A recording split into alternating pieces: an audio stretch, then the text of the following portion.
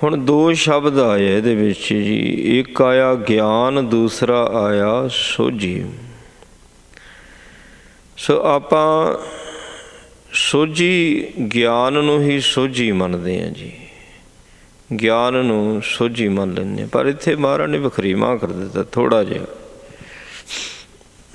ਮਹਾਰਾਜ ਨੇ ਜਦੋਂ ਗੱਲ ਸਮਝਾਉਣੀ ਹੁੰਦੀ ਹੈ, ਸਤਿਗੁਰੂ ਜੀ ਦੀ ਆਪਣੀ ਮਰਜ਼ੀ, ਉਹ ਗੱਲ ਨੂੰ ਕਿੱਦਾਂ ਸਮਝਾਉਂਦੇ ਆ। ਇੱਕ ਸ਼ਬਦ ਦੇ ਨਾਲ ਹੀ ਸਾਰਾ ਕੁਝ ਸਮਝਾ ਦੇਣਗੇ, ਜਾਂ ਗੱਲ ਇੱਕ ਹੁੰਦੀ ਹੈ ਤਾਂ ਉਹਦੇ ਵਾਸਤੇ 3, 4, 5 ਸ਼ਬਦ ਮਹਾਰਾਜ ਨੇ ਵਰਤੇ ਹੋਏ ਹੁੰਦੇ ਨੇ।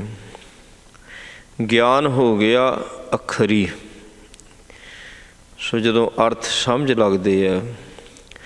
ਸੋਝੀ ਹੁੰਦਾ ਪਤਾ ਲੱਗ ਜਾਣਾ, ਜਿਹਨੂੰ ਆਪਾਂ ਦਰਸ਼ਨ ਕਹਿੰਦੇ ਹਾਂ। ਗਿਆਨ ਦਿਮਾਗ ਦਾ ਵਿਸ਼ਾ ਆ, ਸੋਝੀ ਬੁੱਧੀ ਦਾ ਵਿਸ਼ਾ ਹੈ ਜੀ। ਜਿੱਦਾਂ ਦਰਸ਼ਨ ਸ਼ਬਦ ਜਿਹੜਾ ਸੋਝੀ ਦੇ ਨਾਲ ਸੰਬੰਧਿਤ ਹੈ। ਜਦੋਂ ਦੋ ਮਿੱਤਰ ਜੇ ਆਪਸ ਵਿੱਚ ਮਿਲਦੇ ਆ, ਉਹ ਪਹਿਲਾਂ ਉਹਨੂੰ ਗਿਆਨ ਕਰਾਉਂਦਾ ਵੀ ਆਪਾਂ ਫਲਾਨੀ ਜਗ੍ਹਾ ਮਿਲੇ ਸੀਗੇ।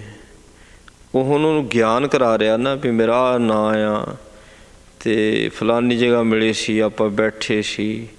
ਫਿਰ ਉਹਨੂੰ ਸੋਝੀ ਆ ਗਈ, ਕਹਿੰਦਾ ਹੁਣ ਸਿਆਣਿਆ। ਸੋਝੀ ਆ ਗਈ ਨਾ ਜੀ, ਕਹਿੰਦੇ ਹੁਣ ਸਿਆਣਿਆ। ਇੱਦਾਂ ਹੀ ਜਿੰਨਾ ਚਿਰ ਗੁਰਬਾਣੀ ਦਾ ਗਿਆਨ ਨਹੀਂ ਪ੍ਰਾਪਤ ਕਰਦੇ, ਉਹ ਵੀ ਅੰਦਰ ਗਿਆਨ ਜਾਣਾ ਚਾਹੀਦਾ।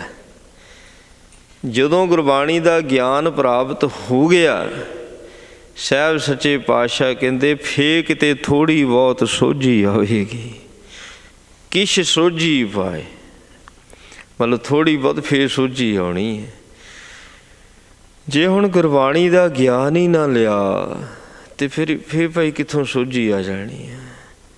ਸੋਝੀ ਤਾਂ ਬਹੁਤ ਚਾਹੀਦੀ ਹੈ, ਸੰਪੂਰਨ ਰੂਪ ਦੇ ਵਿੱਚ ਇਹਨੂੰ ਆਪਣੇ ਆਪ ਦੀ ਸੋਝੀ ਆ ਜਾਣੀ ਚਾਹੀਦੀ ਹੈ।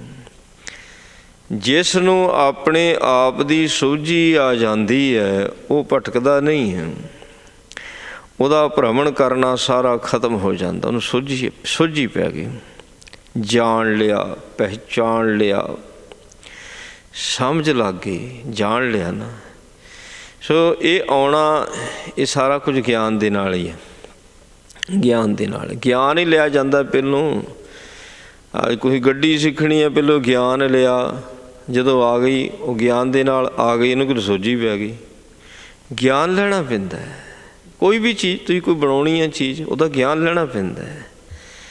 ਗਿਆਨ ਤੋਂ ਬਾਅਦ ਫਿਰ ਨਾਲ ਕੁਛ ਸੋਝੀ, ਕਿਸੇ ਨੂੰ ਜ਼ਿਆਦਾ ਆ ਜਾਂਦੀ, ਕਿਸੇ ਨੂੰ ਘੱਟ ਆ ਜਾਂਦੀ। ਸਿਸਟਮ ਉਹੀ ਹੈ ਸਾਰਾ। ਰੱਬ ਦੇ ਸੰਬੰਧ ਦੇ ਵਿੱਚ ਹੀ ਹੁਣ ਗੁਰੂ ਗਿਆਨ ਕਿਹਦਾ ਦਿੰਦਾ? ਵੀ ਰੱਬ ਦਾ ਦਿੰਦਾ ਹੈ ਨਾ, ਤੈਨੂੰ ਤੇਰਾ ਗਿਆਨ ਦਿੰਦਾ ਬਸ। ਸੋ ਜਿਹਨੂੰ ਆਪਣੇ ਆਪ ਦਾ ਫਿਰ ਗਿਆਨ ਆ ਗਿਆ, ਉਹਨੂੰ ਸੋਝੀ ਪੈਣ ਲੱਗਦੀ ਹੈ। ਕਿਸੇ ਨੂੰ ਥੋੜ੍ਹੀ ਆਉਂਦੀ, ਕਿਸੇ ਨੂੰ ਬਹੁਤੀ ਆਉਂਦੀ। ਤਦੇ ਹੀ ਰੱਬ ਨੂੰ ਅੱਡ ਅੱਡ ਕਰਕੇ ਵੇਖਿਆ, ਉਹਦੇ ਨਾਮ ਅੱਡ ਅੱਡ ਰੱਖ ਦਿੱਤੇ ਅਤੇ ਹਰੇਕ ਭਗਤ ਨੇ ਆਪੋ ਆਪਣੇ ਹਿਸਾਬ ਦੇ ਨਾਲ ਉਹਦਾ ਵਿਖਿਆਨ ਕਰ ਦਿੱਤਾ। ਕਿਸੇ ਨੇ ਕਹਿ ਦਿੱਤਾ ਰਾਮ ਹੈ, ਕਿਸੇ ਨੇ ਕਹਿ ਦਿੱਤਾ ਵੀਠਲ ਹੈ, ਕਿਸੇ ਨੇ ਕਹਿ ਦਿੱਤਾ ਗੋਬਿੰਦ ਹੈ, ਕਿਸੇ ਨੇ ਕਹਿ ਦਿੱਤਾ ਨਾਰਾਇਣ ਹੈ। ਸੋ ਇਹ ਹੁਣ ਜਿਹੜੀਆਂ ਸਾਖੀਆਂ ਬਣੀਆਂ ਹੋਈਆਂ, ਚਲੋ ਲਿਖਣਿਆਂ ਵਾਲਿਆਂ ਨੇ ਵੀ ਕਿਸ ਹਿਸਾਬ ਨਾਲ ਲਿਖੀਆਂ, ਸੋ ਪਰ ਇਹ ਸੱਚਮੁੱਚ ਹੀ ਹਰ ਇੱਕ ਦੇ ਨਾਲ ਅੱਡ ਅੱਡ ਤਰੀਕੇ ਦੇ ਨਾਲ ਖੇਡਾਂ ਵਰਤੀਆਂ ਹੋਈਆਂ। ਹਰੇਕ ਦੇ ਨਾਲ ਅੱਡ ਅੱਡ ਖੇਡ ਵਰਤਦੀ ਹੈ। ਹੁਣ ਕਿਸੇ ਨੂੰ ਸੁਪਨੇ ਦੇ ਵਿੱਚ ਦਰਸ਼ਨ ਹੁੰਦੇ ਹੈ, ਉਹ ਸੁਪਨਾ ਇੰਨਾ ਕੁ ਗੂੜਾ ਹੁੰਦਾ ਹੈ, ਉਹ ਡਿਸਾਈਡ ਹੀ ਨਹੀਂ ਕਰ ਪਾਉਂਦਾ ਵੀ ਸੱਚੀ ਹੋਇਆ ਜਾਂ ਸੁਪਨਾ ਸੀਗਾ। ਇੰਨਾ ਕੁ ਗੂੜਾ ਹੁੰਦਾ ਸੁਪਨਾ। ਸੋ ਇੱਦਾਂ ਮਹਾਰਾਜ ਦੀਆਂ ਖੇਡਾਂ ਹੈ, ਔਰ ਸਾਡੇ ਵੱਸ ਦੀ ਗੱਲ ਨਹੀਂ ਹੈ, ਸਾਨੂੰ ਨਹੀਂ ਪਤਾ। ਅਤੇ ਅਸੀਂ ਤਾਂ ਜਿਹੜਾ ਕੰਮ ਹੈ ਸਾਡਾ ਅਸਲ ਕੰਮ ਜਿਹੜਾ ਆ ਉਹ ਇਹੋ ਬਸ ਆਇਓ ਸੁਣ ਪੜ੍ਹਨ ਕਉ ਬਾਣੀ। ਬਾਣੀ ਤੋਂ ਬਿਨਾਂ ਅਸੀਂ ਕੱਖ ਕਾਸੇ ਦੀ ਵੀ ਨਹੀਂ ਹੈਗੇ। ਬਾਣੀ ਤੋਂ ਬਿਨਾਂ ਕੁਛ ਨਹੀਂ ਸਾਡੇ ਪੱਲੇ। ਬਾਣੀ ਨੇ ਸਾਨੂੰ ਨਿਰੰਕਾਰ ਨੂੰ ਮਿਲਣ ਵਾਸਤੇ ਵੀ ਮਾਰਗ ਦਰਸ਼ਨ ਦੇਣਾ। ਬਾਣੀ ਨੇ ਸਾਨੂੰ ਸੰਸਾਰ ਦੇ ਵਿੱਚ ਕਿੱਦਾਂ ਵਿਚਰਨਾ ਉਹਦਾ ਮਾਰਗ ਦਰਸ਼ਨ ਦੇਣਾ। ਸੋ ਜੇ ਬਾਣੀ ਦੇ ਨਾਲ ਜੁੜਾ ਰਹਾਂਗੇ ਸਾਡਾ ਦੋ ਜਹਾਨ ਸਾਡੇ ਸਫਲੇ ਹੋ ਜਾਂਦੇ, ਕਿਉਂਕਿ ਵਾਲੀ ਦੋ ਜਹਾਨ ਨੇ। ਇਸ ਸੰਸਾਰ ਦਾ ਵੀ ਵਾਲੀ ਹੈ, ਪਰਲੋਕ ਦਾ ਵੀ ਵਾਲੀ ਹੈ। ਸੋ ਵਾਲੀ ਹੈ ਨਾ ਦੋ ਜਹਾਨਾਂ ਦਾ।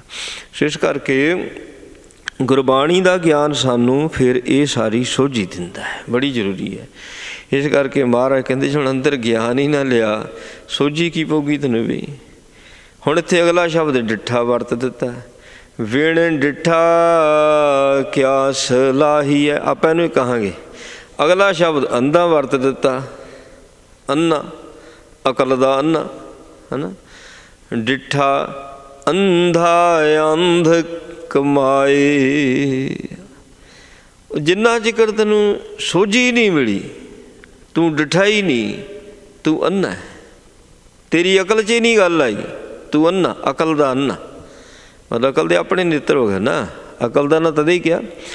ਅਕਲ ਦਾ ਅੰਨਾ ਵੀ ਸ਼ਬਦ ਵਰਤਿਆ ਜਾਂਦਾ, ਨਹੀਂ ਤਾਂ ਉਹ ਬਾਣੀ ਨੇ ਤਾਂ ਸ਼ਬਦ ਵਰਤਿਆ ਅੰਦਰੋਂ ਅੰਨਾ ਬਾਹਰੋਂ ਅੰਨਾ ਕੂੜੀ ਕੂੜੀ ਗਾ। ਅਕਲ ਦਾ ਨਾ ਅੰਦਰੋਂ ਮਹਾਰਾਜ ਸੱਚੇ ਪਾਤਸ਼ਾਹ ਸ਼ਬਦ ਵਰਤਿਆ। ਹੁਣ ਮਹਾਰਾਜ ਕਿਰਪਾ ਕਰਦੇ, ਕਹਿੰਦੇ ਜਦ ਤੇਰੇ ਅੰਦਰੋਂ ਬੁੱਧੀ ਨੇ ਕੰਮ ਹੀ ਨਹੀਂ ਕੀਤਾ, ਸੋਝੀ ਨਹੀਂ ਪ੍ਰਾਪਤ ਕੀਤੀ, ਤੇਰੇ ਕੰਮ ਸਾਰੇ ਅੰਨਿਆਂ ਵਾਲੇ। ਜਿੰਨਾ ਚਿਰ ਤੈਨੂੰ ਸੋਝੀ ਨਹੀਂ ਮਿਲਦੀ, ਵਿੰਡ ਡਿੱਠਾ ਸਮਝ ਹੀ ਨਹੀਂ ਲੱਗੀ, ਕੀ ਸਿਫਤ ਕਰੇਂਗਾ ਤੂੰ ਉਹਦੀ, ਕੀ ਕਹੇਂਗਾ ਉਹਨੂੰ ਤੂੰ। ਵਿਣ ਡਿੱਠਾ ਕਿਆ ਸਲਾਹੀ ਹੈ। ਫਿਰ ਤਾਂ ਬਸ ਤੋਤਾ ਰਟਨ ਜ਼ਰੂਰ ਹੋ ਸਕਦੀ ਹੈ, ਜਦੋਂ ਸਿਫਤ ਸਲਾਹ ਹੁੰਦੀ ਅੰਦਰੋਂ ਆਉਂਦੀ ਹੈ। ਉਹ ਹਮੇਸ਼ਾ ਬਾਣੀ ਦਿੰਦੀ ਹੈ, ਕਿਉਂਕਿ ਬਾਣੀ ਅਸੀਂ ਜੇ ਕਹੀਏ ਸਿਫਤ ਸਲਾਹ ਬਾਣੀ ਦੇ ਅਰਥ ਹੈ।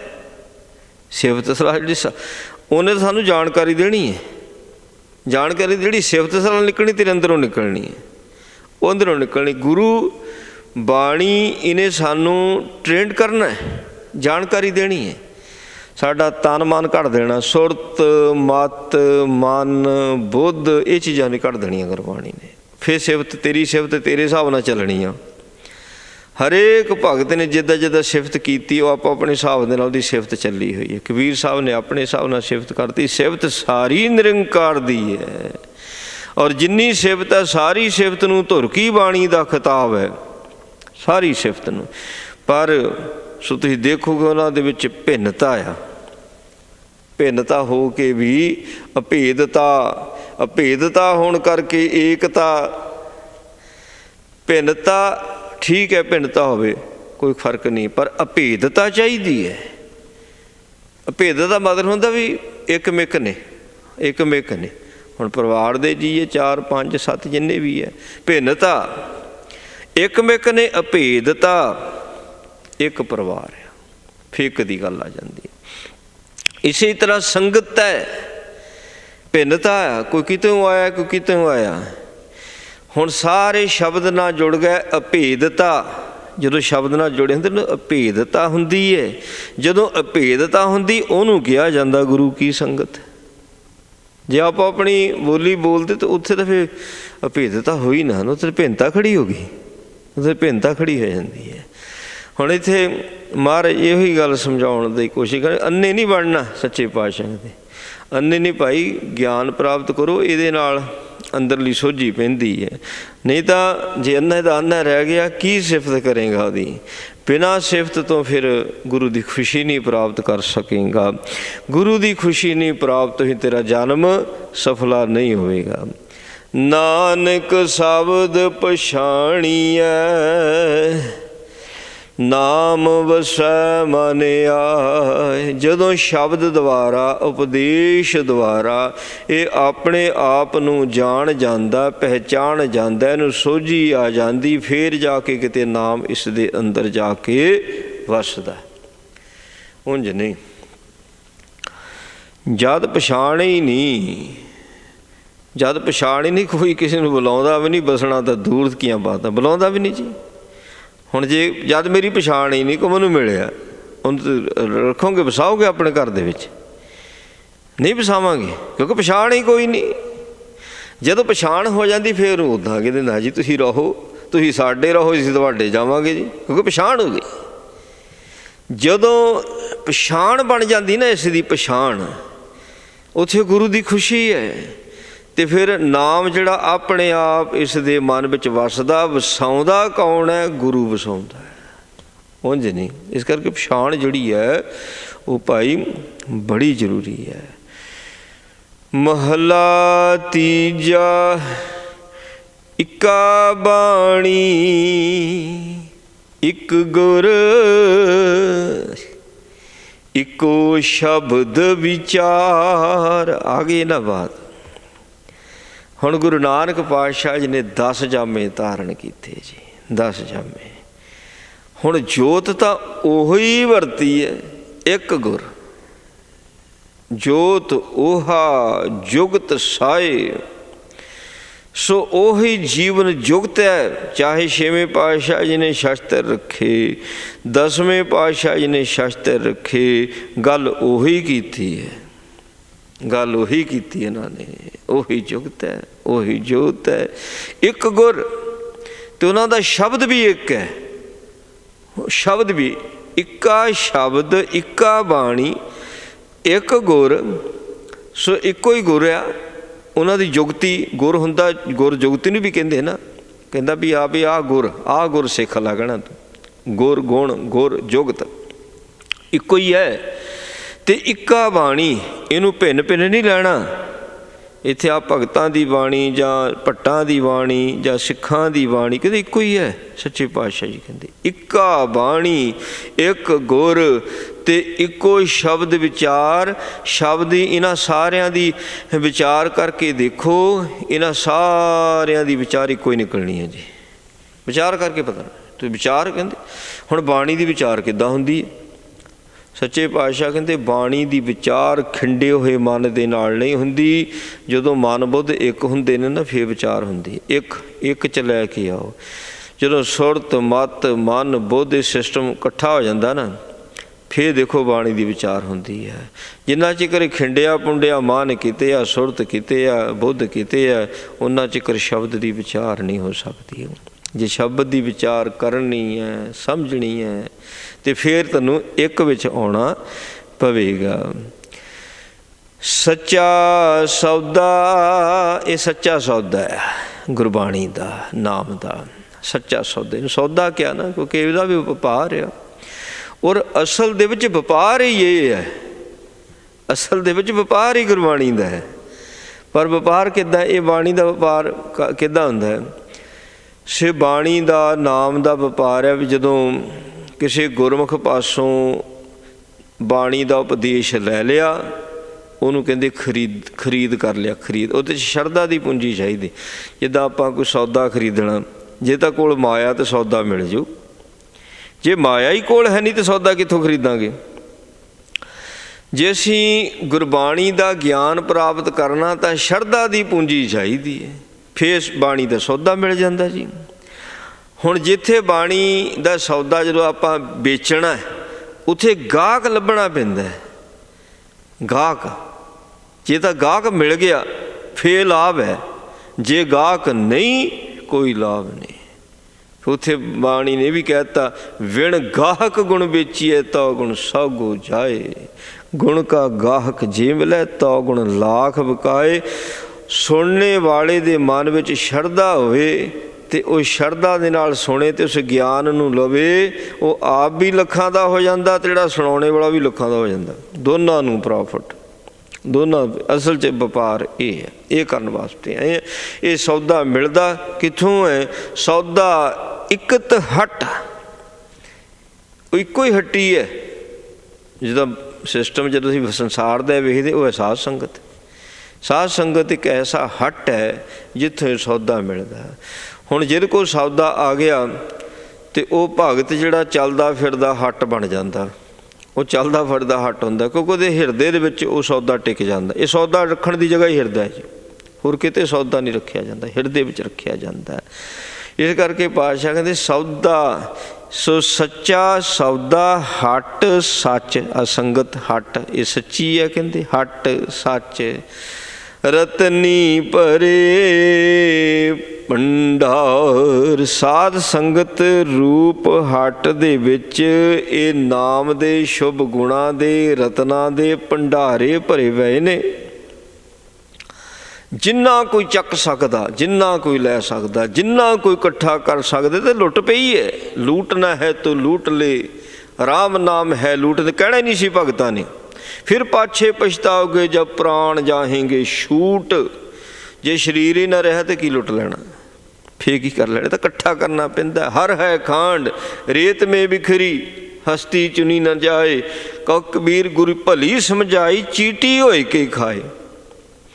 ਸਾਰੇ ਸੰਸਾਰ ਦੇ ਵਿੱਚ ਉਹਦੇ ਗੁਣ ਖਿਲਰੇ ਪਏ ਨੇ, ਉਹਦਾ ਨਾਮ ਖਿਲਰਿਆ ਪਿਆ ਸਾਰੇ ਸੰਸਾਰ ਦੇ ਵਿੱਚ। ਬਸ ਇਕੱਠਾ ਕਰਨਾ ਆਉਣਾ ਚਾਹੀਦਾ। ਜਿਹਨੂੰ ਇਕੱਠਾ ਕਰਨਾ ਆ ਗਿਆ ਤੇ ਉਹ ਅਮੀਰਾਂ ਦਾ ਅਮੀਰ ਬਣ ਜਾਂਦਾ ਹੈ। ਇਸ ਕਰਕੇ ਪਾਤਸ਼ਾਹ ਕਹਿੰਦੇ ਜੇ ਇਹਦੀ ਪ੍ਰੋਪਰ ਹੱਟੀ ਵੇਖਣੀ ਹੈ ਵੀ ਹੱਟ ਕਿਹੜਾ ਹੈ, ਕਹਿੰਦੇ ਸਾਧ ਸੰਗਤ। ਸਾਧ ਸੰਗਤ ਵਿੱਚ ਸੌਦਾ ਐਸਾ ਹੱਟ ਜਿਹਦੇ ਇਹ ਨਾ ਸ਼ੁਭ ਗੁਣਾਂ ਦੇ ਭੰਡਾਰੇ ਭਰੇ ਪਏ ਨੇ, ਨਾਮ ਭਰਿਆ ਪਿਆ। ਗੁਰ ਕਿਰਪਾ ਤੇ ਪਾਏ ਅਨ, ਜੇ ਦੇਵਾ ਦੇਵਨਹਾਰ। ਕਿ ਸਾਧ ਸੰਗਤ ਰੂਪ ਹੱਟ ਵਿੱਚ ਆ ਕੇ ਸਾਰਿਆਂ ਨੂੰ ਇਹ ਰਤਨ ਮਿਲ ਜਾਂਦੇ ਆ। ਸੱਚੇ ਪਾਤਸ਼ਾਹ ਨਹੀਂ ਕਹਿੰਦੇ ਵੀ ਜਿਹਨੂੰ ਗੁਰੂ ਨੇ ਦੇਣਾ ਮਿਲਣਾ ਤਾਂ ਉਹਨੂੰ ਹੀ ਆ, ਸਾਰਿਆਂ ਨੂੰ ਥੋੜ੍ਹੀ। ਇਸ ਕਰਕੇ ਉਹਦੀ ਕਿਰਪਾ ਚਾਹੀਦੀ ਹੈ। ਜਿਹਦੇ 'ਤੇ ਗੁਰੂ ਦੀ ਕਿਰਪਾ ਹੋ ਗਈ ਕਹਿੰਦੇ ਉਹਨੂੰ ਇਹ ਰਤਨ ਮਿਲ ਜਾਂਦੇ ਆ ਪਾਤਸ਼ਾਹ। ਜੇ ਦੇਵੇ ਦੇਵਨਹਾਰ, ਜਾਂ ਫਿਰ ਉਹਦੀ ਮਰਜ਼ੀ ਹੋ ਜਾਵੇ। ਚਲੋ ਜੇ ਉਹ ਖੁਸ਼ੀ ਵੀ ਨਹੀਂ ਹੋਈ, ਉਹਨੇ ਨਹੀਂ ਦਿੱਤਾ ਸੌਦਾ। ਹਾਂ ਜੇ ਉਹਦੀ ਮਰਜ਼ੀ ਹੋ ਜਾਵੇ ਤੇ ਜੇ ਨਹੀਂ ਵੀ ਕਿਸੇ ਦੀ ਖੁਸ਼ੀ ਹੋਏ ਤਦ ਵੀ ਫੜਾ ਦਿੰਦਾ, ਤਰਸ ਖਾ ਕੇ ਉਹ ਬਖਸ਼ਿਸ਼ ਕਰ ਦਿੰਦਾ। ਸੱਚਾ ਸੌਦਾ ਲਾਭ ਸਦਾ ਖਟਿਆ, ਨਾਮ ਅਪਾਰ। ਇਹ ਜਿਹੜਾ ਸੱਚ ਦਾ ਸੌਦਾ ਹੈ ਨਾ, ਇਹਦੇ ਨਾਲ ਹਮੇਸ਼ਾ ਲਾਹਾ ਹੀ ਲਾਹਾ। ਸਾਧ ਸੰਗਤ ਵਿੱਚ ਆ ਕੇ ਸ਼ੁਭ ਗੁਣਾਂ ਨੂੰ ਪ੍ਰਾਪਤ ਕਰਨਾ, ਸੱਚ ਦਾ ਸੌਦਾ। ਇਹਦੇ ਵਿੱਚ ਨਾਮ ਲਾਭ ਹੀ ਲਾਭ ਹੈ। ਖੱਟਿਆ ਕੀ, ਇਸ ਵਪਾਰ 'ਚੋਂ ਖੱਟਿਆ ਕੀ, ਕਹਿੰਦੇ 'ਚੋਂ ਨਾਮ ਖੱਟ ਲਿਆ। ਸ਼ੁਭ ਗੁਣਾਂ ਦੇ ਨਾਲ ਜਦੋਂ ਜੀਵਨ ਭਰ ਜਾਂਦਾ ਤੇ ਬਣ ਜਾਂਦਾ, ਫਿਰ ਨਾਮ ਹੀ ਖੱਟਦਾ ਜਦੋਂ ਸ਼ੁਭ ਗੁਣ ਹੁੰਦੇ ਇਹਦੇ ਵਿੱਚ। ਪਾਤਸ਼ਾਹ ਕਹਿੰਦੇ ਨੇ ਵੇਖ ਵਿੱਚ ਅੰਮ੍ਰਿਤ ਪ੍ਰਗਟਿਆ, ਕਰਮ ਪਿਆਵਣ ਹਾਰ। ਕਹਿੰਦੇ ਇਹ ਕਿੱਦਾਂ ਜੀ? ਗਾਂਵੇਂ ਸਵਾਲ ਹੋ ਗਿਆ ਵੀ ਮਹਾਰਾਜ ਇਹ ਸ਼ੁਭ ਗੁਣਾਂ ਦੇ ਨਾਲ ਨਾਮ ਪ੍ਰਾਪਤ ਹੁੰਦਾ ਕਿੱਥੇ? ਮਹਾਰਾਜ ਜੀ ਕਹਿੰਦੇ ਨਾਮ ਪ੍ਰਗਟ ਹੁੰਦਾ ਹੈ। ਪ੍ਰਗਟ ਕਿੱਥੇ ਹੁੰਦਾ ਜੀ? ਕਹਿੰਦੇ ਬਿਖ ਵਿੱਚ। ਬਿਖ ਕੀ ਆ? ਸਰੀਰ। ਹੁਣ ਅੰਦਰ ਪ੍ਰਗਟ ਹੋਇਆ ਨਾ, ਵਿਕਾਰਾਂ ਦਾ ਭਰਿਆ ਹੋਇਆ, ਔਗਣੀ ਭਰਿਆ ਸਰੀਰ ਹੈ।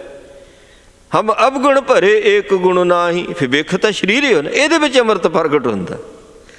ਜਿਹਦੇ ਕੋਲ ਸੱਚ ਦਾ ਸੌਦਾ ਹੈ, ਉਹਨੇ ਰੱਖ ਲਿਆ, ਲੈ ਲਿਆ, ਉਸ ਦੇ ਸਰੀਰ ਦੇ ਵਿੱਚੋਂ, ਬਿਖ ਦੇ ਵਿੱਚੋਂ ਅੰਮ੍ਰਿਤ ਪ੍ਰਗਟ ਹੋ ਜਾਂਦਾ ਹੈ। ਤੇ ਫਿਰ ਪੀਂਦਾ ਕਿੱਦਾਂ? ਸੱਚੇ ਪਾਤਸ਼ਾਹ ਕਹਿੰਦੇ ਪੀ ਨਹੀਂ ਸਕਦਾ। ਕਰਮ ਪਿਆਵਣਹਾਰ, ਉਹ ਆਪਣੀ ਬਖਸ਼ਿਸ਼ ਦੇ ਨਾਲ ਆਪ ਇਹਨੂੰ ਪਿਆਉਂਦਾ। ਅੰਮ੍ਰਿਤ ਦਾ ਬਾਟਾ ਆਪ ਪਿਆਉਂਦਾ, ਨਹੀਂ ਪੀ ਸਕਦਾ। ਅੰਦਰ ਬਿਖ ਵਿੱਚ ਅੰਮ੍ਰਿਤ ਵੀ ਆਪ ਪ੍ਰਗਟ ਕਰਦਾ, ਉਹ ਪਿਆਉਂਦਾ ਵੀ ਆਪ ਹੈ। ਇਹ ਨਹੀਂ ਕਹਿੰਦੇ ਪੀ ਸਕਦਾ। ਪਾਤਸ਼ਾਹ ਜੀ ਕਹਿੰਦੇ ਨਾਨਕ ਸੱਚ ਸਲਾਹੀਐ, ਧਨ ਸਵਾਰਣ ਹਾਰ। ਜਿਹੜਾ ਫਿਰ ਅੰਮ੍ਰਿਤ ਪੀ ਲੈਂਦਾ ਨਾ ਅੰਦਰੋਂ, ਸੋ ਉਹ ਕਹਿੰਦਾ ਧੰਨ ਆ ਸੱਚੇ ਪਾਤਸ਼ਾਹ, ਤੂੰ ਮੈਨੂੰ ਸਵਾਰ ਦਿੱਤਾ, ਹੁਣ ਮੈਨੂੰ ਅੰਦਰੋਂ ਬਾਹਰੋਂ ਨਿਰਬਲ ਕਰ ਦਿੱਤਾ, ਤੂੰ ਧੰਨ ਹੈ। ਉਹਨੂੰ ਹੀ ਧੰਨ ਧੰਨ ਧੰਨ ਕਹੀ ਜਾਂਦਾ ਅਤੇ ਉਸ ਸੱਚ ਦੀ ਹੀ ਸਿਫਤ ਸਲਾਹ ਕਰਦਾ, ਹੋਰ ਕਿਸੇ ਦੀ ਸਿਫਤ ਸਲਾਹ ਨਹੀਂ ਕਰਦਾ। ਪੌੜੀ ਜਿਨ੍ਹਾਂ ਅੰਦਰ ਕੂੜ ਵਰਤੈ, ਸੱਚ ਨਾ ਭਾਵਈ। ਜਿਨ੍ਹਾਂ ਦੇ ਅੰਦਰ ਕੂੜੇ ਹੀ ਖਿਆਲ ਚੱਲਦੇ ਹੈ। ਕੂੜ ਹੈ ਕੀ? ਮਹਾਰਾਜ ਨੇ ਜਦੋਂ ਗੱਲ ਕੂੜ ਦੀ ਕੀਤੀ ਤੇ ਕੂੜ ਰਾਜਾ, ਕੂੜ ਪਰਜਾ, ਮੀਆਂ ਬੀਬੀ, ਧਨ ਪਦਾਰਥ, ਟੋਟਲੀ ਅਖੀਰ 'ਚ ਕਹਿਤਾ ਸੱਚੇ ਪਾਤਸ਼ਾਹ ਨਾਨਕ ਬਖਾਣੇ ਬੇਨਤੀ ਤੁਦਵਾਜ ਕੂੜੋ ਕੂੜ। ਹੁਣ ਜਿਹਦੀ ਬਿਰਤੀ ਸੰਸਾਰੀ ਹੈ, ਜਿਨ੍ਹਾਂ ਅੰਦਰ ਕੂੜ ਵਰਤੈ, ਹਰ ਵਕਤ ਹੀ ਗੱਲਾਂ ਦੂਜੀਆਂ ਸੰਸਾਰਕ ਗੱਲਾਂ ਹੀ ਹਰ ਵਕਤ ਹੀ। ਅਤੇ ਮਾੜਾ ਕਹਿੰਦੇ ਉਹਨੂੰ ਕਹਿੰਦੇ ਸੱਚ ਨਾ ਭਾਵੇ। ਕਹਿੰਦੇ ਉਹਨੂੰ ਸੱਚ ਚੰਗਾ ਹੀ ਨਹੀਂ ਲੱਗਦਾ। ਉਹਨੂੰ ਕਿੱਥੋਂ ਬਾਣੀ ਚੰਗੀ ਲੱਗਣੀ, ਉਹਨੂੰ ਕਿੱਥੇ ਗੁਰੂਆਂ ਦੀ ਗੱਲਾਂ ਚੰਗੀਆਂ ਲੱਗਣੀ। ਉਹ ਫਿਰ ਕਹਿੰਦੇ ਜ਼ਮਾਨਾ ਹੋਰ ਸੀ। ਸਾਖੀਆਂ ਸੁਣਾਓ ਨਾ ਗੁਰੂ ਕੀ, ਕਹਿੰਦੇ ਜਦੋਂ ਜ਼ਮਾਨਾ ਹੀ ਹੋਰ ਸੀ, ਸੋ ਉਦੋਂ ਲੋੜ ਸੀ, ਜਦੋਂ ਅੰਮ੍ਰਿਤ ਦੀ ਗੱਲ ਕਰੋ ਨਹੀਂ ਉਦੋਂ ਕਿਹੜਾ ਲੋੜ ਸੀ, ਉਦੋਂ ਜ਼ਮਾਨਾ ਹੋਰ ਸੀ। ਕਾਹਦਾ ਜ਼ਮਾਨਾ ਵੀ, ਉਹੀ ਸੂਰਜ ਆ, ਉਹੀ ਚੰਦ। ਵੀ ਤਾਂ ਸੂਰਜ ਵੀ ਪੁਰਾਣਾ ਹੀ ਚੱਲਦਾ, ਇਹਨੂੰ ਕਾਹਨੂੰ, ਇਹਦੀ ਲੋਕ ਕਾਹਨੂੰ ਲੈਂਦੇ। ਇਹ ਧਰਤੀ ਵੀ ਪੁਰਾਣੀ ਹੈ, ਇਹ ਦਰਿਆ ਕੀ ਸਭ ਕੁਛ ਪੁਰਾਣਾ ਹੀ ਹੈ, ਉਹਦਾ ਬੜਾ ਹੱਸ ਵਰਤਦੇ। ਅਤੇ ਗੁਰੂ ਸਾਹਿਬ ਨੂੰ ਕਿੰਨਾ ਕੁ ਸਮਾਂ ਹੋਇਆ ਮਹਾਰਾਜ ਨੇ ਆ ਖੇਡ ਖੇਡੀ, ਜਿਹੜੀ ਸਾਖੀਆਂ ਕੀਤੀਆਂ ਭਾਈ, ਉਦੋਂ ਲੋੜ ਸੀ, ਮਤਲਬ ਹੁਣ ਲੋੜ ਨਹੀਂ। ਉਪਦੇਸ਼ ਦੀ ਸਾਨੂੰ ਹਮੇਸ਼ਾ ਹੀ ਲੋੜ ਹੈ, ਗੁਰੂ ਦੀ ਸਾਨੂੰ ਹਮੇਸ਼ਾ ਹੀ ਲੋੜ ਹੈ। ਉਦੋਂ ਲੋੜ ਸੀ ਅਤੇ ਬਾਣੀ ਵੀ ਤਾਂ ਉਦੋਂ ਦੀ ਚਾਰਨ ਕੀਤੀ ਹੋਈ ਹੈ। ਇਹ ਤੋਂ ਬਿਨਾਂ ਹੈ ਜ਼ਿੰਦਗੀ? ਬਾਣੀ ਤੋਂ ਬਿਨਾਂ ਤਾਂ ਆਪਣੀ ਜ਼ਿੰਦਗੀ ਹੈ ਨਹੀਂ ਗੀ। ਬਾਣੀ ਆ ਤਾਂ ਜ਼ਿੰਦਗੀ, ਨਹੀਂ ਤਾਂ ਕੋਈ ਜ਼ਿੰਦਗੀ ਨਹੀਂ ਹੈ। ਪਾਤਸ਼ਾਹ ਕਹਿੰਦੇ ਹੁਣ ਜਿਹਨਾਂ ਦੇ ਅੰਦਰ ਹੈ ਹੀ ਕੂੜੀਆਂ ਗੱਲਾਂ, ਉਹਨਾਂ ਨੂੰ ਸੱਚ ਕਿੱਥੋਂ ਚੰਗਾ ਲੱਗਣਾ। ਜੇ ਕੋ ਬੋਲੇ ਸੱਚ ਕੂੜਾ ਜਲ ਜਾਵੇ। ਜੇ ਕੋਈ ਗੁਰਬਾਣੀ ਦੁਆਰਾ ਕੋਈ ਸੱਚ ਬੋਲਦਾ, ਜਿਸ ਦੇ ਅੰਦਰ ਸੱਚ ਨਹੀਂ ਹੈ, ਸੰਸਾਰ ਕੂੜੀਆਂ ਗੱਲਾਂ ਨੇ, ਉਹ ਜਲਦਾ। ਜੇ ਕੋਈ ਗੁਰਬਾਣੀ ਦੀ ਗੱਲ ਕਰਦਾ ਨਾ, ਸੱਚ ਬੋਲਦਾ, ਸੋ ਕੂੜਾ ਜਲਦਾ। ਕੂੜਿਆਰੀ ਰਜੈ ਕੂੜ, ਜਿਸ ਬੁੱਧ ਦੇ ਵਿੱਚ ਕੂੜ ਭਰਿਆ ਹੋਇਆ ਉਹਨੂੰ ਕੂੜਿਆਰੀ ਬੁੱਧ ਕਿਹਾ ਹੋਇਆ।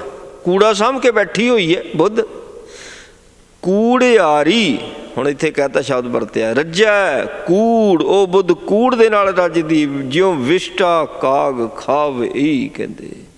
ਕਹਿੰਦੇ ਜਿੱਦਾਂ ਕਾਂ ਜਿਹੜਾ ਹੁੰਦਾ ਉਹ ਵਿਸ਼ਟਾ ਵਿੱਚ ਹੀ ਚੁੰਝਾ ਮਰਦਾ। ਨਿੰਦਾ, ਚੁਗਲੀ, ਮਾੜੀਆਂ ਵਿਚਾਰਾਂ, ਭੈੜੀਆਂ ਵਿਚਾਰਾਂ, ਸੋ ਆਹ ਸਿਸਟਮ ਕਹਿੰਦੇ ਉਹਦਾ ਚੱਲਦਾ। ਕਿੱਥੇ ਸੱਚ ਲੈ ਲੈਣਾ ਉਹਨੇ। ਅੱਗੇ ਕਹਿੰਦੇ ਨੇ ਜਿਸ ਹਰ ਹੋਏ ਕਿਰਪਾਲ, ਸੋ ਨਾਮ ਧਿਆਵੇ। ਜਿਹਦੇ 'ਤੇ ਪਾਰ ਬ੍ਰਹਮ ਪਰਮੇਸ਼ਰ ਕਿਰਪਾ ਕਰਦਾ, ਉਹ ਬੁੱਧ ਹੀ ਨਾਮ ਧਿਆਉਂਦੀ ਹੈ, ਉਹ ਰਸਨਾ ਨਾਮ ਧਿਆਉਂਦੀ ਹੈ। ਨਹੀਂ ਤਾਂ ਨਾਮ ਐਵੇਂ ਨਹੀਂ ਧਿਆਇਆ ਜਾਂਦਾ ਭਾਈ।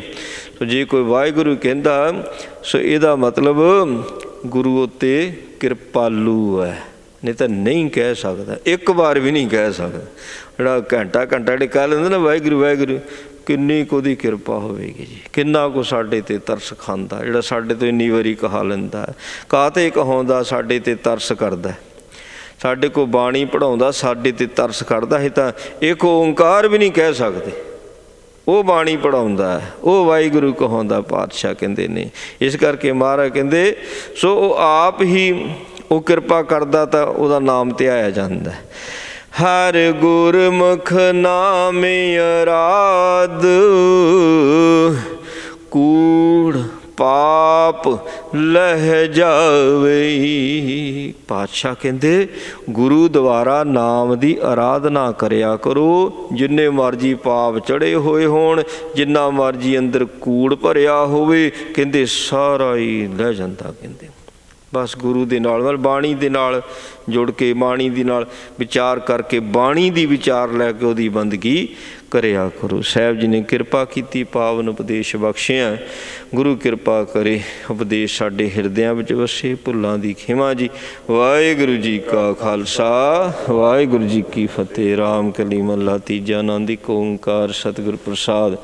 ਆਨੰਦ ਭਿਆ ਮੇਰੀ ਮਾਏ, ਸਤਿਗੁਰੂ ਮੈਂ ਪਾਇਆ। ਸਤਿਗੁਰ ਤਾਂ ਪਾਇਆ ਸਹਿਜ ਛੇਤੀ, ਮਨ ਵਜੀਆਂ ਵਧਾਈਆਂ। ਰਾਗ ਰਤਨ ਪਰਵਾਰ ਭਰੀਆਂ, ਸ਼ਬਦ ਗਾਵਣੇ ਆਈਆਂ। ਸ਼ਬਦੋ ਤਾਂ ਗਾਵੋ ਹਰਿ ਕੇਰਾ, ਮਨ ਜਿਨੀ ਵਸਾਇਆ। ਨਾਨਕ ਆਨੰਦ ਹੋਆ, ਸਤਿਗੁਰੂ ਮੈਂ ਪਾਇਆ।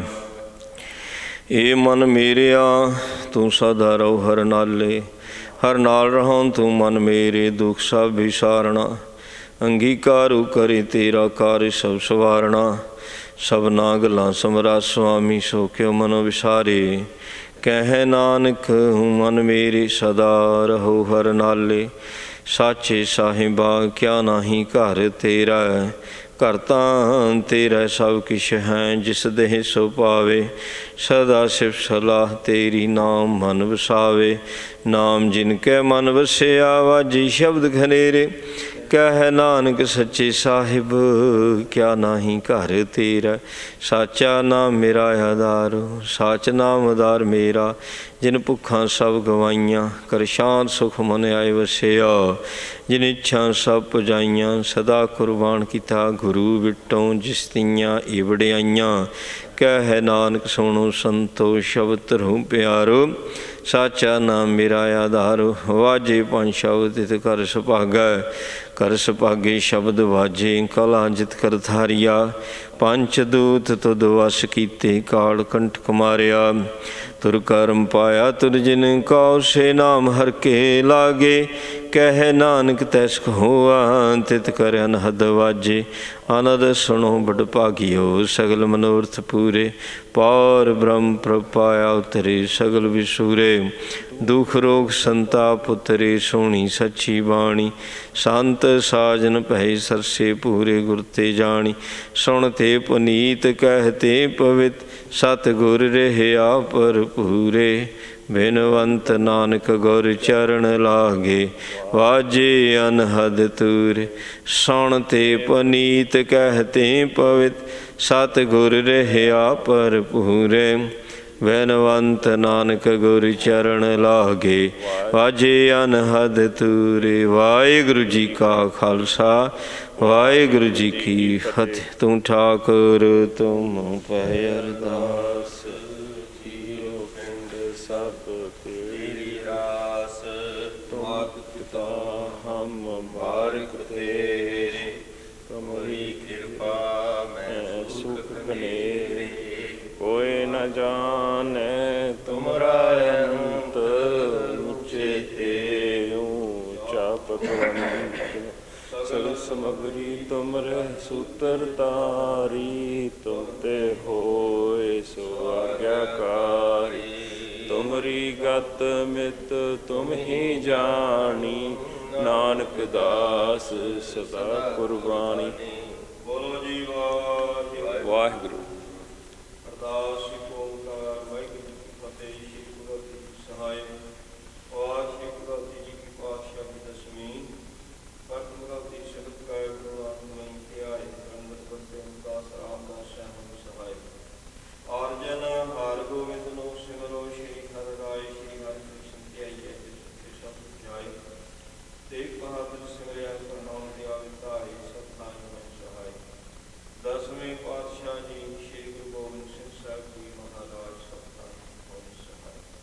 ਦਸਾਂ ਪਾਤਸ਼ਾਹੀਆਂ ਦੀ ਜੋਤ ਸ਼੍ਰੀ ਗੁਰੂ ਗ੍ਰੰਥ ਸਾਹਿਬ ਜੀ ਦੇ ਪਾਠ ਦਾ ਧਿਆਨ। ਫਿਰ ਖਾਲਸਾ ਜੀ ਬੋਲੋ ਜੀ ਵਾਹਿਗੁਰੂ। ਪੰਜਾਂ ਪਿਆਰਿਆਂ, 64 ਜਾਦਿਆਂ, 40 ਮੁਕਤਿਆਂ, ਇਕੱਠੀਆਂ ਜਿਗਰਾਂ ਟੱਕੀਆਂ ਸਿੱਧਵਾਨਾਂ। ਜਿਨ੍ਹਾਂ ਤੇਰਾ ਨਾਮ ਜਪਿਆ, ਵੰਡ ਛਕਿਆ, ਦੇਗ ਜਲਾਈ, ਤੇਗ ਵਾਰੀ ਦੇ ਗਿਆਨ ਕੀਤਾ।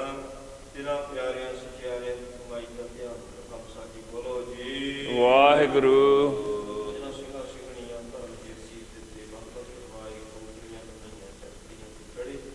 ਧਨ ਆਇਆ ਨਾਲ ਚਿਰਵਾਏ, ਗੁਰਦੁਆਰਿਆਂ ਦੀ ਸੇਵਾ ਲਈ ਕਮਲ ਨੂੰ ਕੀਤੀਆਂ ਧਰਮ ਉਤਾਰਿਆ। ਸਿੱਖੀ ਸਦਕੇ ਸਾਹ ਸਵਾਸਾਂ ਨਾਲ ਨਿਭਾਇਆ, ਤਿਨਾਂ ਸਮੂਹ ਸ਼ਹੀਦਾਂ ਦੀ ਕਮਾਈ ਦਾ ਧਿਆਨ। ਖਾਲਸਾ ਜੀ ਬੋਲੋ ਜੀ ਵਾਹਿਗੁਰੂ। ਪੰਜਾਂ ਗੁਰਦੁਆਰਿਆਂ ਦਾ ਧਿਆਨ। ਖਾਲਸਾ ਜੀ ਬੋਲੋ ਜੀ ਵਾਹਿਗੁਰੂ।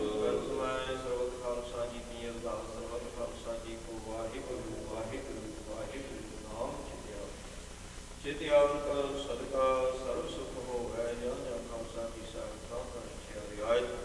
ਦੇਖ ਦੇਖ ਫਤਿਹ ਗੁਰਤ ਕੀ ਕਾਇ, ਪੰਥ ਕੀ ਜੀ ਸਾਹਿਬ ਕੀ ਸਹਾਇ। ਖਾਲਸਾ ਜੀ ਕੀ ਬੋਲ ਬਾਣੀ ਬੋਲੋ ਜੀ ਵਾਹਿਗੁਰੂ।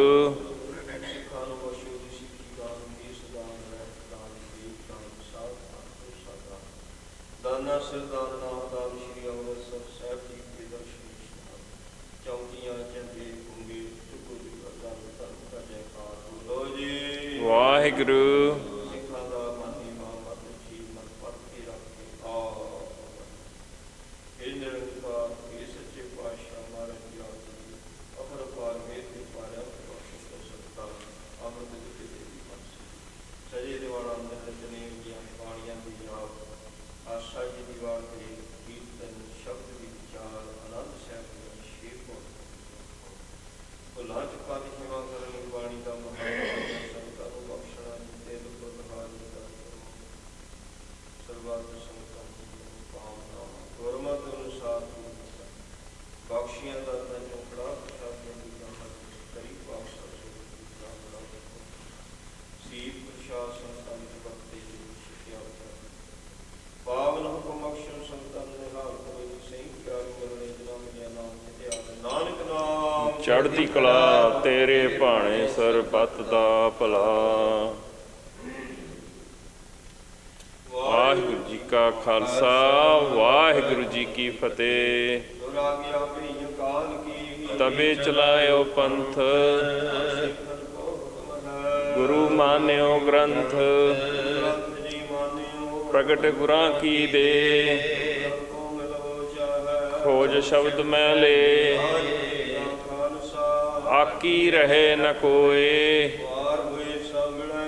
ਬਚੇ ਸ਼ਰਨ ਜੋ ਹੋਏ ਚੜੇ ਸੋ ਉਤਰੇ ਪਾਰ ਗੁਰੂ ਪਾਰ ਉਤਾਰਨ ਹਾਰ ਕਲਗੀ ਸੋਏ ਸੀਸ ਗੁਰੂ ਕਲਗੀ ਧਰ ਜਗਦੀਸ਼। ਸਤਿ ਸ੍ਰੀ ਅਕਾਲ। ਵਾਹਿਗੁਰੂ ਜੀ ਕਾ ਖਾਲਸਾ ਵਾਹਿਗੁਰੂ ਜੀ ਕੀ ਫਤਿਹ।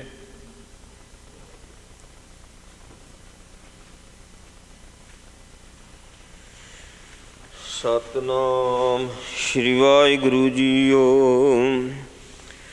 ਸੋ ਕਹੂੰ ਟਲ ਗੁਰ ਸੇਵੀਆ ਅਹਨਿਸ ਸਹਿਜ ਸੁਭਾਏ। ਦਰਸ਼ਨ ਪਰਸਿਆ ਗੁਰੂ ਕਾ ਜਨਮ ਮਰਨ ਦੁਖ ਜਾਏ। ਹੋਵੈ ਸਿਫਤ ਖਸਮ ਦੀ ਨੂਰ ਅਰਸੋਂ ਕੁਰਸੋਂ ਚਟਿਆ। ਤੁਧ ਡਿਠੇ ਸੱਚੇ ਪਾਤਸ਼ਾਹ ਮਲ ਜਨਮ ਜਨਮ ਦੀ ਕਟਿਆ। ਸੂਹੀ ਮਹਲਾ ਪੰਜਵਾਂ। ਬਹਿਤੀ ਜਾਤ ਕਦੇ ਦ੍ਰਿਸ਼ਟ ਨਾ ਧਾਰਤ। ਮਿਥਿਆ ਮੋਹ ਬੰਦਹ ਨਿਤ ਪਾਰਚ। ਬਹਿਤੀ ਜਾਤ ਕਦੇ ਦ੍ਰਿਸ਼ਟ ਨਾ ਧਾਰਤ। ਮਿਥਿਆ ਮੋਹ ਬੰਦਹ ਨਿਤ ਪਾਰਚ। ਮਾਧਵੇ ਅਜ ਦਿਨ ਨਿਤ ਰੈਣੀ।